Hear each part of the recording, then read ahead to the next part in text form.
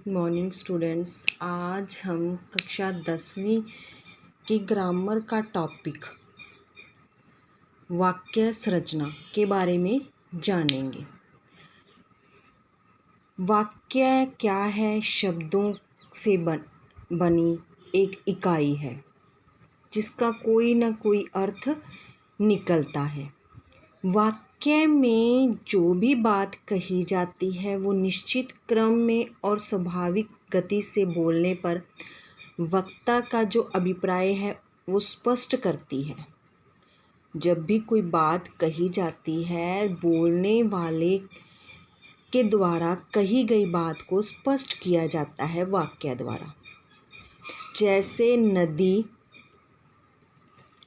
के किनारे एक गाय जा रही है। जब इस वाक्य को किसी के द्वारा बोला जाता है तो बात स्पष्ट हो रही है कि नदी के किनारे यानी कि नदी के बाहर की तरफ से एक गाय जा रही है, उसके बिल्कुल किनारे से। जब इन शब्दों को हम अलग अलग करके बोलते हैं, रुक रुक कर बोलते हैं, तो हमारी कोई बात स्पष्ट नहीं होती है। यहाँ बिना किसी क्रम के बोलते हैं।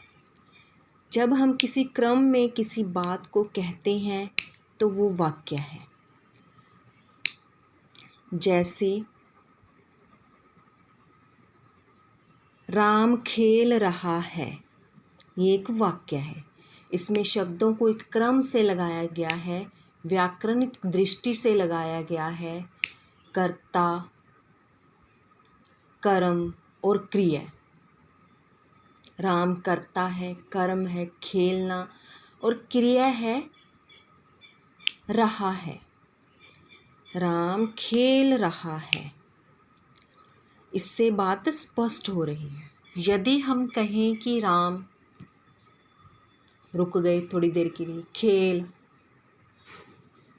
रहा है, शब्दों को रुक रुक कर बोलते हैं, या फिर कहते हैं है खेल रहा राम, तो ये व्याकरणिक दृष्टि से वाक्य भी गलत है। तो ये एक वाक्य नहीं है। वाक्य क्या है? एक निश्चित क्रम में स्वाभाविक रूप से की गई बात जिसका कोई अर्थ निकले, वो वाक्य है। जैसे कई बार वाक्य छोटे छोटे होते हैं, जैसे सुनिए, क्यों नहीं, नहीं, धन्यवाद, बहुत अच्छा, जाओ, यह कैसे। ये क्या है? एक छोटे छोटे वाक्य हैं जो अर्थ देते हैं। हम कई बार कहते हैं सुनिए, यानी कि किसी को बुला रहे हैं, हमारी बात सुनिए। धन्यवाद, ये भी एक अपने आप में अर्थ रखता है शब्द। तो इस तरह से क्या है, ये क्या है, ये भी वाक्य हैं, क्योंकि ये अर्थ प्रदान कर रहे हैं। हम परिभाषिक रूप से कह सकते हैं कि वाक्य पदों का वह व्यवस्थित समूह है जिसमें पूर्ण अर्थ देने का सामर्थ्य है, पूरा अर्थ देने की समर्था है, जिसमें व्याकरण और वाक्यों की रचना। वाक्य क्या है? व्याकरण के अनुसार वाक्य में सार्थक शब्द होते हैं, यानी कि ऐसे शब्दों का प्रयोग किया जाता है जिनका अर्थ निकले।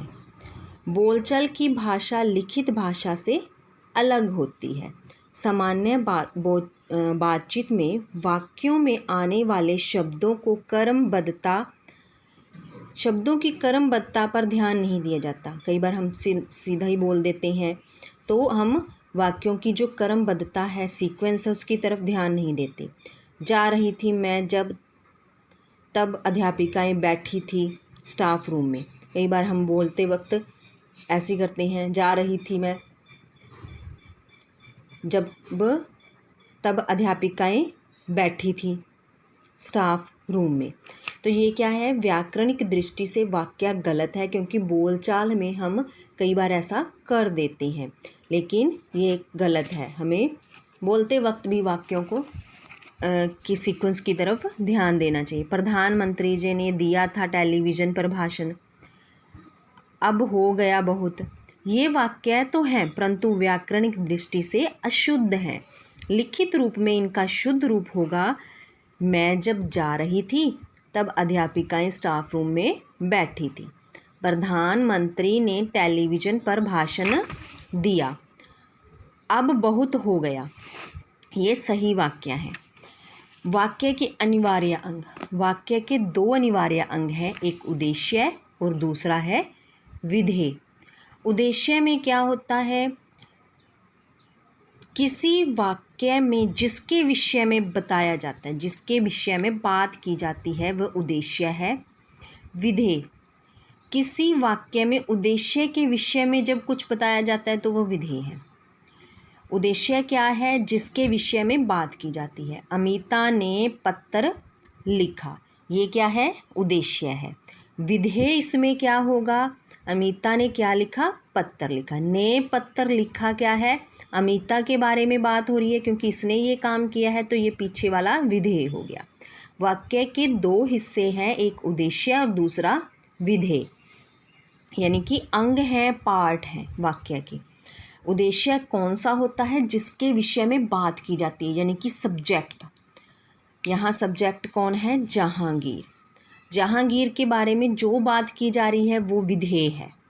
फुटबॉल खेलना क्या है, विधेय, यानी कि वाक्य के आगे का हिस्सा जो करता है, ठीक है, वो क्या है, उद्देश्य है, और पीछे का हिस्सा जो वो काम करता है वो विधेय है। वाक्य के भेद, अर्थ के आधार पर, रचना के आधार पर। मेन हमारे लिए रचना के आधार पर है, लेकिन हम पढ़ेंगे सारे। अर्थ के आधार पर वाक्य के कितने भेद हैं, 8। विधानवाचक, विधानवाचक में क्या है, साधारण वाक्य होते हैं, जैसे चंद्रकांत ने पूजा की, शशिकांत कार्यालय जाएगा। निषेधवाचक में क्या होता है, किसी चीज़ की मनाही होती है, जैसे सुमेर राजस्थान से नहीं लौटा, नकारात्मक होगा ये, ना, नहीं, ना, ऐसे शब्द आएंगे। दर्जी ने कमीज नहीं सिली, निषेध मतलब किसी काम के न होने का भाव होगा।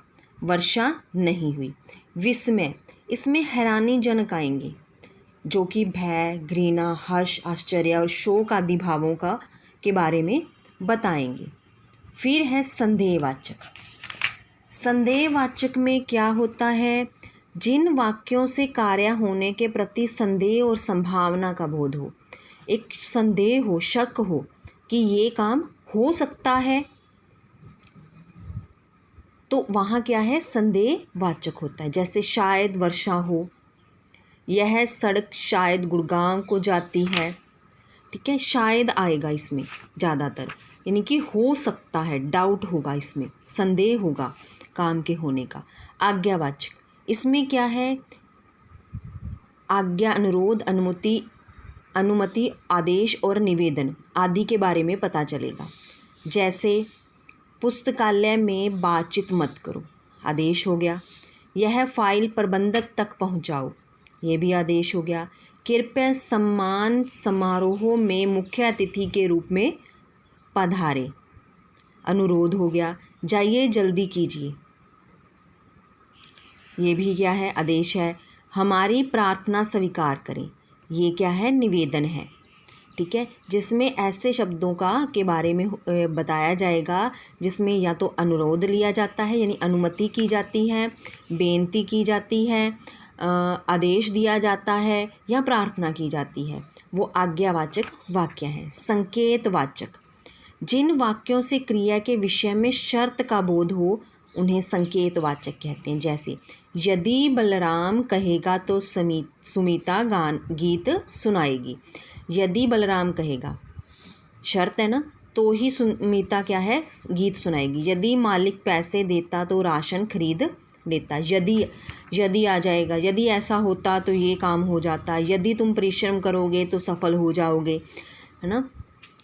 तो ये क्या है, संकेतवाचक। इच्छावाचक, इसमें क्या है, जिन वाक्यों से इच्छा या कामना करने का बोध हो उन्हें इच्छावाचक वाक्य कहते हैं। जैसे जन्मदिन पर हार्दिक बधाई स्वीकार करो, आप शीघ्र स्वस्थ होकर कार्य पर जाएं।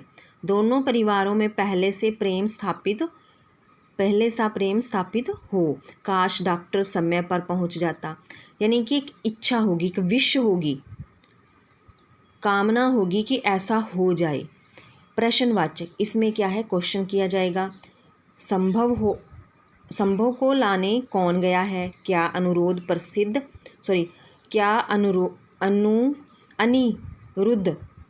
अनिरुद्ध प्रसाद विमल पुंसिया पहुंच गया? ये नाम है किसी का, अनिरुद्ध, और विमल पुंसिया ये नाम है सारा, प्रसाद विमल, और पुंसिया जगह है कि क्या वो वहाँ पहुँच गया।